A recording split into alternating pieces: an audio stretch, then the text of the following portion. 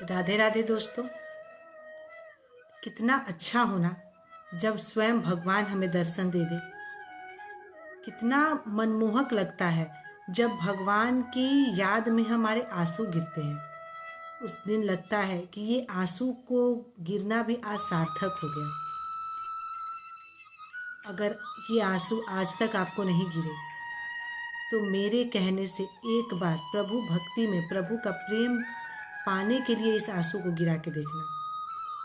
आपको उस दिन लगेगा कि ये जीवन जीना सफल हो गया, इस धरती पे आना सफल हो गया, क्योंकि हमें वो भक्ति मिले जहाँ श्री कृष्ण ने हमें प्रेम दिया। बहुत ही किस्मत वाले होते हैं वो लोग जिसे प्रभु भक्ति का रास्ता मिलता है। और ऐसे ही एक भक्त थे पीपा जी। जी हाँ, पीपा जी जो एक राजा थे, मगर ऐसी वैराग्य उनके मन में जागी और ऐसे वो दीवाने हुए श्री कृष्ण के कि सब कुछ त्याग के चल दिए द्वारिकाधीश की शरण में। पीपा जी और द्वारिकाधीश का प्रेम ऐसा प्रसिद्ध हुआ कि आप अगर सुनते हैं भाव विभोर होके कि आपके आंसू रुक नहीं सकते। और अगर इस कथा को सुन के आपके मन में थोड़ी सी भी भक्ति जगती है, प्रभु के शरण में थोड़ा सा भी प्रेम आता है, तो चैनल को लाइक और सब्सक्राइब जरूर करिएगा और कमेंट में ज़रूर बताइएगा कि किस किस की आंखों में आंसू आए। तो चलिए सुनते हैं भक्त पीपा दास की कहानी। गागरौन गढ़ में एक बहुत बड़ा किला और महल था और बहुत ही बड़ा नगर था, जिसमें एक राजा हुए जिसका नाम था पीपा दास। एक बार पीपा जी के नगर में बहुत बड़े साधुओं की जमात आई। पीपा जी देवी के भक्त थे, हमेशा देवी की आराधना में लगे रहते थे। उस दिन जिस दिन साधुओं की जमात आई, उस दिन पीपा जी ने माता के भोग का कार्यक्रम करवाया था। माता को 40 मन अन्न का भोग लगना था। साधुओं की जमात आने के बाद पीपा जी ने साधुओं का स्वागत करके उनसे प्रसाद ग्रहण करने को कहा। तब साधुओं ने कहा कि हम किसी अन्य देवी देवता का भोग लगा हुआ नहीं खाते, हम सिर्फ अपने भगवान को ही भोग लगा के प्रसाद ग्रहण करते हैं। तब राजा ने उन्हें सीधा सामान दिया और साधुओं ने प्रसाद को पका के अपने ठाकुर जी को भोग लगा के फिर प्रसाद ग्रहण किया। और साधुओं ने मन ही मन ठाकुर जी से ये प्रार्थना की कि भगवान इस राजा की मति बदल दो और ये आपका भक्त हो जाए। और आपको तो पता ही है हमारे ठाकुर तो कितने निराले हैं, वो भक्त के बात की मान तो रखते ही हैं, तो उसकी प्रार्थना को कैसे अस्वीकार कर लेंगे। रात को जब राजा सोया तो सपने में उसने देखा कि कोई प्रेत है जो उसे पटक रहा है। उसे अलग ही अनुभूति हुई। जब वो उठा तो वो सोचने लगा कि ये सपना क्या था, किस कारण मुझे इस तरह का सपना दिखा। तब इस सपने के बाद पीपा जी के मन में वैराग्य की भावना आ गई। उन्हें भगवान से प्रेम हो गया। ये सब कुछ अकस्मात हुआ, ऐसा नहीं कि पीपा जी ने कहीं दर्शन किए या कुछ भी नहीं। उनके साथ ये सब कुछ अकस्मात हुआ। ठाकुर जी को पीपा जी को अपनी ही भक्ति में रंगना था, तो होना ही था अकस्मात। आप देखिएगा, आपको जब दर्शन करना होगा ना, बिहारी जी के दर्शन या कुछ भी, आप कितना भी चाह लीजिए, कितनी बार ऐसा होता है कि आपका मन होगा तो हो सकता है कभी कभार आप दर्शन करने चले जाए, और कितनी बार ऐसा होता है ना कि हम चाहते हुए भी दर्शन करने नहीं पहुंच पाते हैं। मगर जिस दिन ठाकुर जी ने चाह लिया कि मुझे बुलाना है अपने भक्त को दर्शन करने के लिए, तब तो आंधी आए तूफान आए कुछ भी हो जाए, आप उनके दर्शन कर ही लेते हो। ऐसे हैं प्यारे और निराले हमारे ठाकुर जी। तब राजा ने देवी से प्रार्थना की कि देवी मुझे भगवत प्राप्ति और मोक्ष का रास्ता बतलाओ। तब देवी ने उन्हें आदेश दिया कि तुम काशी जाओ और श्री रामानंद जी के शिष्य बनो। उनके शरण में तुम्हें भगवत प्राप्ति और भगवान की भक्ति का रास्ता दिखेगा। पीपा जी ये सुनकर काशी की ओर प्रस्थान कर गए। वहाँ जाके वो श्री रामानंद जी के आश्रम के पास पहुँचे और उनके दर्शन के लिए जैसे ही उन्होंने कहा तो उनके सेवकों ने रोक लिया कि नहीं, आप बिना स्वामी जी की आज्ञा से नहीं जा सकते। तब उन्होंने कहा कि मैं गागा रौनगढ़ का राजा हूँ। सेवकों ने जाके स्वामी जी से जब ये बात कही तो स्वामी जी ने कहा कि हम लोग विरक्त हैं, हमें राजाओं से क्या प्रयोजन है। तब राजा ने राजसी वेशभूषा त्याग कर सन्यासी का वेश धारण किया और शरणागति के लिए कहलावा भिजाया कि मैं शरणागति के आशय से आया हूँ। ये सुनकर श्री रामानंद जी ने कहा कि बोल दो जाके कुएं में गिर पड़े। इतना सुनने के बाद पीपा जी तुरंत खुश हो गए और चल दिए कुएं में कूदने के लिए। अगर हम उनकी जगह रहते तो बोलते कि अरे ये कितना घमंडी साधु है, इस तरह से कह रहे हैं, हमें नहीं बनना विरक्त वगैरह कुछ भी, या मुझे इनसे मिलना ही नहीं है अगर ये इस तरह से बोल रहे हैं तो। मगर पीपा जी के मन में भगवत प्राप्ति के लिए ऐसी लालसा जगी थी कि श्री रामानंद जी की बात सुनकर वो कुएं में कूदने के लिए भी तैयार हो गए और वो चल दिए कुएं में कूदने के लिए। जैसे ही वो कुएं में कूदने के लिए गए, उनके सेवकों ने पकड़ लिया, श्री रामानंद जी के सेवकों ने पीपा जी को पकड़ लिया। तब जाके श्री रामानंद जी के शरण में वो गए। उनकी निश्चल भक्ति और दृढ़ विश्वास से श्री रामानंद जी बहुत खुश हुए, उन्हें दर्शन दिए और अपना शिष्य बना लिया और श्री पीपा जी पर उन्होंने विशेष कृपा की। श्री रामानंद जी के आश्रय में श्री पीपा जी ने भगवत भक्ति का ज्ञान लिया। बहुत समय बीतने के बाद श्री रामानंद जी ने पीपा जी से कहा कि अब तुम अपने देश गागरानगौड़ चले जाओ, वहाँ पर जाके संतों की सेवा करना। संतों की सेवा इतना करना कि तुमसे संत खुश होके जाए, कभी उन्हें निराश नहीं करना। और जिस दिन मुझे पता चलेगा कि तुम्हारी भक्ति से, तुम्हारी सेवा से संतों की टोली खुश है, तब मैं तुम्हारे घर आऊँगा दर्शन देने के लिए। गुरु की आज्ञा पाकर श्री पीपा जी गागरानगौड़ चले गए। 1 वर्ष बीता, संतों की सेवा करते रहे, नित्य भक्ति करते रहे। 1 वर्ष पूरा होने वाला था। तब श्री पीपा जी ने अपने गुरु को पत्र लिखा कि हे गुरुदेव, आपकी कहे अनुसार मैं संतों की सेवा भक्ति में लगा हुआ हूँ। अब आप अपने वचन को पूरा कीजिए और मुझे दर्शन दीजिए। ये पत्र पाकर श्री रामानंद जी 40 लोगों को साथ में, 40 संतों को साथ में लेकर अपने भक्त पीपा जी के यहाँ चल दिए।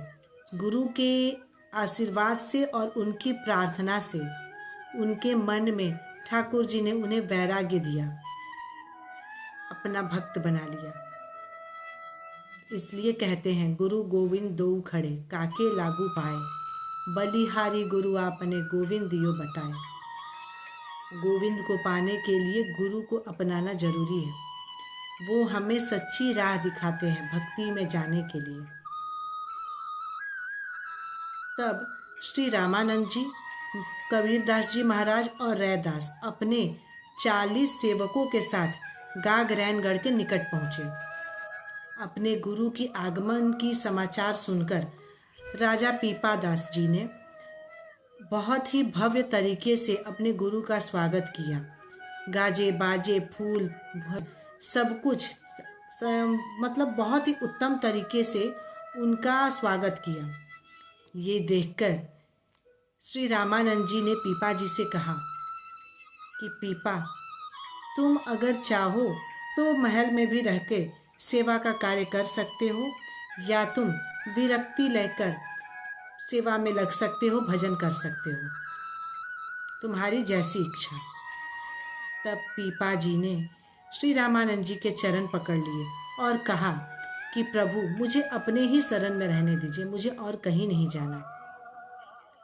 तब पीपा जी को साथ लेकर जाने के तैयार हुए श्री रामानंद जी, और उनके साथ उनकी 20 रानियां भी जाने को तैयार हो गई। जैसे ही श्री पीपा जी की सारी रानियां तैयार हुई तो पीपा जी ने अपनी रानियों से कहा कि अगर तुम सबको मेरे साथ चलना है तो तुम्हें इस कमरी को फाड़कर अल्फी पहन लेना है, मतलब साधु सन्यासियों की तरह जो वेश होते हैं वो पहन लेना है, और सारे गहने भी फेंक देने हैं। ये सुनकर सारी रानियां रोने लगी।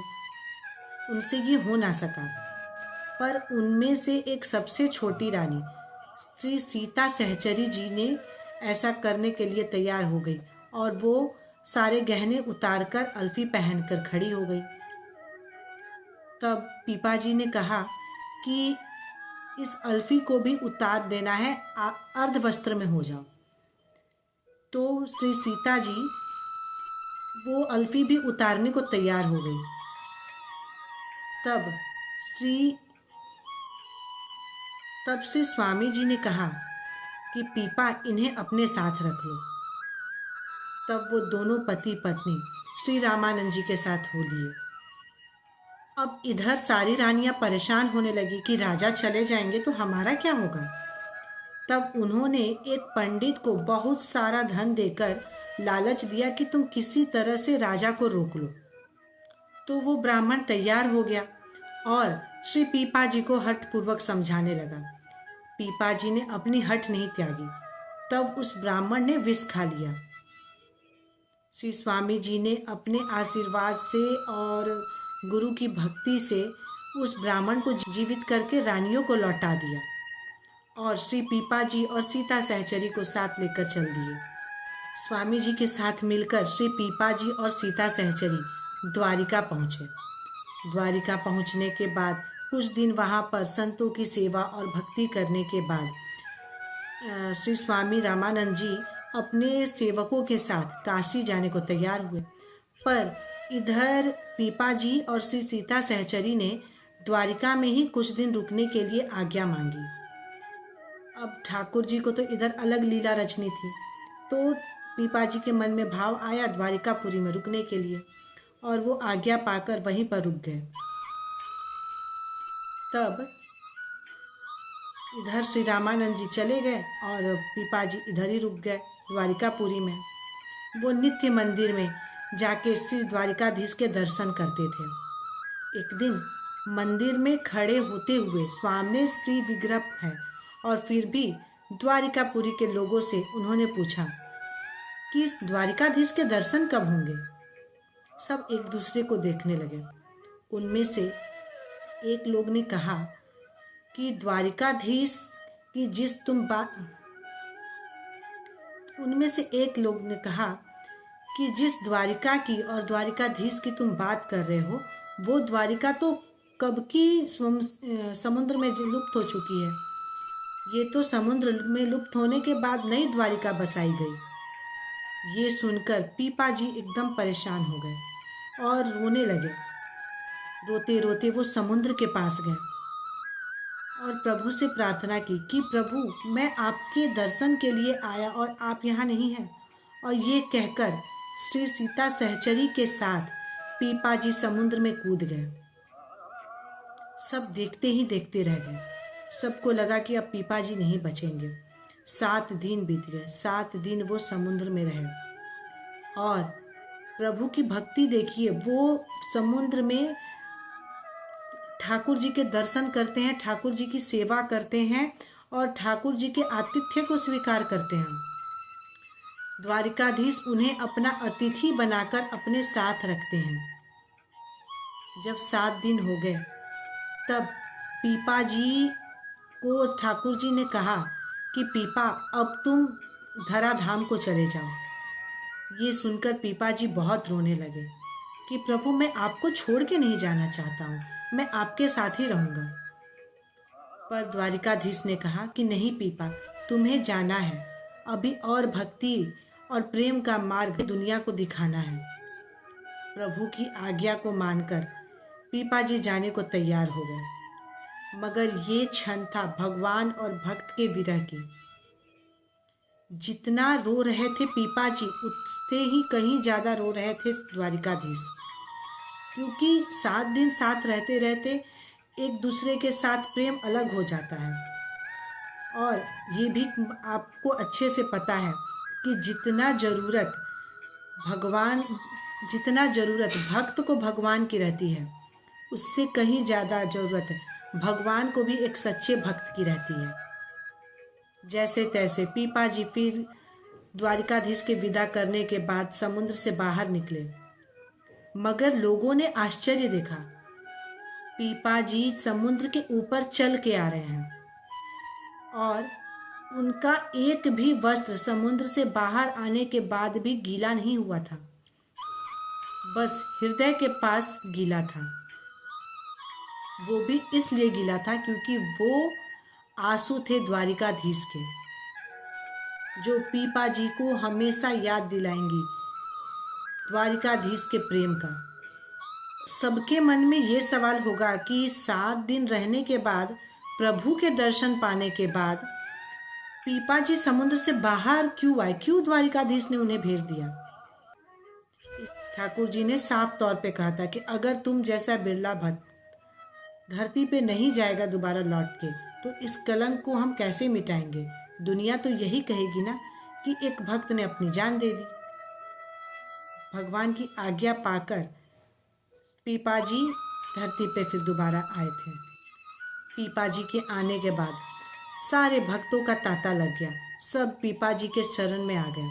शंख चक्र का छाप लेकर आए थे श्री पीपा जी। उनके दर्शन करा के बहुत से भक्तों को उन्होंने आशीर्वाद दिया। प्रभु भक्ति मिलने के बाद, भगवत प्राप्ति के बाद श्री पीपा जी और सीता सहचरी के साथ ऐसा भाव हो गया था ठाकुर जी का कि वो जिस जगह जाते वहाँ पर भगवत प्राप्ति की रस को फैला देते। जहाँ भी जाते उन लोगों को वैष्णव बना लेते थे। ऐसे महान भक्त थे श्री पीपा जी। पीपा जी की भक्ति हमें सिखाती है कि अगर मन में दृढ़ विश्वास हो और प्रभु का प्रेम दिल में बसा हो, तो इस कलयुग में भी भगवान का दर्शन असंभव नहीं है। बस जरूरी है सच्ची श्रद्धा और विश्वास की।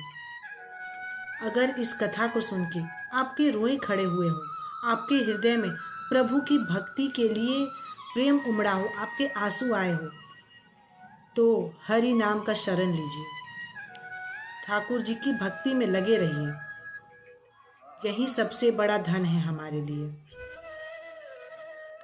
श्री पीपा जी से जुड़ी और रोचक बातें हम अगली वीडियो में जानेंगे। इस चैनल को सब्सक्राइब कर दीजिए और राधे श्याम की दीवानी को लाइक कर दीजिए। आपका एक छोटा सा लाइक हमें प्रेरणा देता है और आगे बढ़ने के लिए। तो मिलती हूँ अगले वीडियो में, तब तक के लिए राधे राधे।